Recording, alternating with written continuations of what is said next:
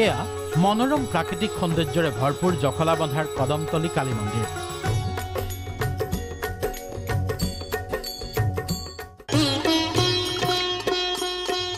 লকডাউনৰ পূৰ্বে দৈনিক সহস্ৰাধিক ভক্তৰে উখল মাখল হৈ আছিল মন্দিৰৰ চৌহদ। এই মন্দিৰটোত আছে ধৰ্মতকৈ ঊৰ্ধ্বত মানৱ সেৱাত জড়িত ব্যক্তিসকল। আশ্ৰম সদৃশ এই স্থানতে আছে তিনিটাকৈ সুকীয়া সুকীয়া মন্দিৰ, কালী মন্দিৰ, শনি মন্দিৰৰ লগতে শিৱ মন্দিৰ। নগাঁৱৰ জখলাবন্ধাৰ পৰা 2 কিলোমিটাৰ নিলগত এই মনোৰম কদমতলী কালী মন্দিৰ। 1996 চনত প্ৰয়াত ৰমণী মোহন ৰয়ৰ স্মৃতিত ৰয় পৰিয়ালে স্থাপন কৰিছিল এই মন্দিৰটো। মন্দিৰ স্থাপনৰ ক্ষেত্ৰতো লুকাই আছে এক ৰহস্যময় প্ৰবাদ। মন্দিৰত নিয়োজিত পুৰোহিত অশোক মজুমদাৰে এনেদৰে ক'লে। এই মন্দিৰভাগ স্থাপিত হোৱাৰ আগত ইয়াতে মানে কাম কৰিবৰ কাৰণে বা খেতি চেতি কৰিবৰ কাৰণে মুছলিম মানুহ এঘৰ আছিল। এই দুঘৰতে মানে ঘৰ বনাই পেলাই আছিল। তেতিয়া মায়ে তেখেতক 3 মাহমান তেনেকৈ সপোন দেখুৱালে, এইটো মোৰ বহুত পুৰণা জেগা, তহঁতে এই জেগাডোখৰ এৰি পেলাই বেলেগ জেগালৈ যাগে।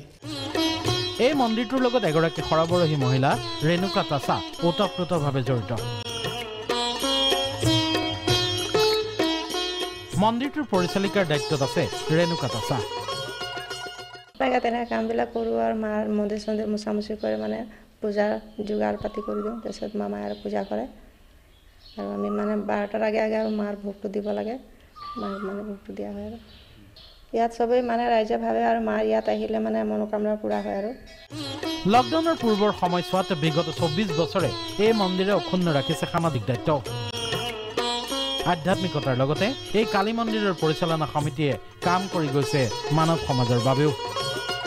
আচলতে ধৰ্ম মানুহৰ বাবে, গতিকে মানুহৰ কাৰণে অকল পূজা পাতলেই শেষ কথা নহয়। এই মানুহৰ সেৱাৰ কাৰণে বিভিন্ন সময়ত যি প্ৰয়োজন হয়, মানুহৰ যেতিয়া দুখত পৰে, বানপানী হয় বা দুৰ্যোগ আহে বা এতিয়া যিটো ধৰক হৈ আছে COVID-19, মাস্কৰ খুব প্ৰয়োজন। সেই তেনেকুৱা ধৰণৰ বস্তু এই মন্দিৰ পৰিচালনা সমিতিয়ে ৰাইজৰ মাজত বিতৰণ কৰিছে। কৰোনাৰ ভয়াৱহতাৰ মাজতো মন্দিৰ পৰিচালনা সমিতিয়ে আৰ্তজনলৈ আগবঢ়াইছে মাস্ক, খাদ্য সামগ্ৰী। Bureau report, Prag news.